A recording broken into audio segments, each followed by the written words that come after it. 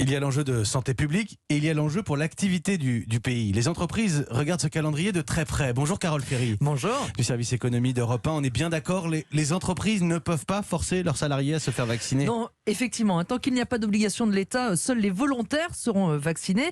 Mais pour le moment, on le sait, il y a une énorme réticence.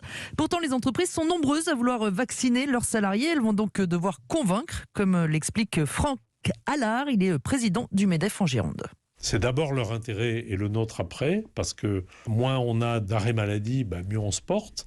Alors effectivement, on ne peut pas l'imposer. À titre d'exemple, chaque année, nous installons un dispositif pour permettre aux salariés d'être vaccinés contre la grippe. Eh bien, aujourd'hui, les résultats sont de plus en plus décevants. On a dû commencer avec 20 ou 25% du personnel il y a une vingtaine d'années qui se faisait vacciner.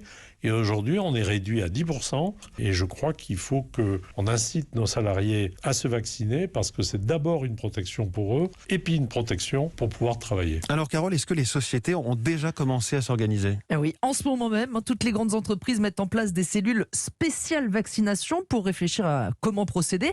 C'est déjà le cas chez EDF et Total, très prochainement chez Renault.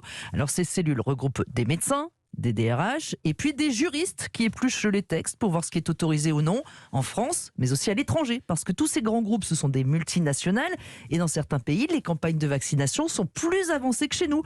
C'est le cas en Chine ou au Maroc, par exemple.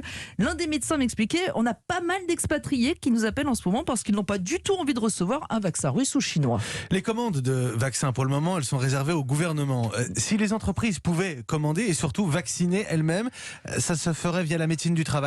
C'est une piste envisagée, effectivement. Oui, vous avez aussi les sociétés privées qui se déplacent déjà dans les entreprises pour vacciner contre la grippe ou pour faire des tests antigéniques. C'est le cas de Libéraux, un réseau de 700 infirmières libérales. Sa présidente, Florence Herry, est déjà très sollicitée par les entreprises qui s'interrogent sur le stockage de ces vaccins. Je suis une entreprise, je n'ai pas de frigo, ou je dois acheter un frigo, quel type de frigo, à quel endroit je le mets, qui est garant de la vérification du degré du frigo. On est en train de réfléchir notamment avec une entreprise qui crée des mallettes réfrigérantes pour savoir dans quelle mesure ce ne serait pas plutôt les infirmiers qui puissent se déplacer au sein d'entreprises et qui puissent transporter les vaccins anti-Covid, ce qui permettrait à des entreprises de plus petite taille de proposer la vaccination anti-Covid à leurs employés.